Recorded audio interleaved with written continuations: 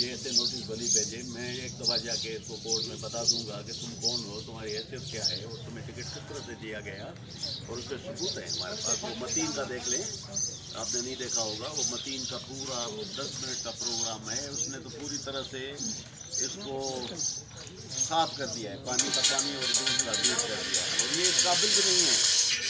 लेकिन ये पैसे 6 महीने में इसको कैसे टिकट मिली बताइए, मुझे बताएं कि क्या इसकी मेरिट थी। कानूनी नोटिस मिलते रहते हैं, जाएंगे अपील होंगे, अगर वो करेगा हम भी देंगे इसको नोटिस, उसने जो ज़बान इस्तेमाल की है उसके खिलाफ भी हम नोटिस देंगे, और इसकी ये औकात ही नहीं है।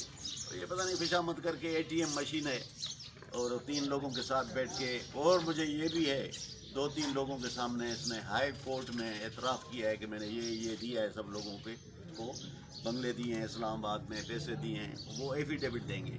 चलें तो मैं कोर्ट में इसको अच्छी तरह से फिर इस केस को हम फॉलो करेंगे। अच्छा, अगला लाएअमल आपकी पार्टी का क्या होगा और आपका? अगला लाएअमल इंशाल्लाह, सब दोस्त, मैं अकेला नहीं हूँ, इफ्तिखार सुमरो साहब भी अब हमारे साथ शामिल हैं, और भी काफ़ी लोग हैं, अलामा चुनर साहब है, मुमताज़ शाह साहब है, जुल्फ़िकार शाह साहब है, राजा जखरानी साहब हमारे साथ हैं, उर्सानी साहब हमारे साथ हैं, और काफ़ी ऐसे अयूब शर है।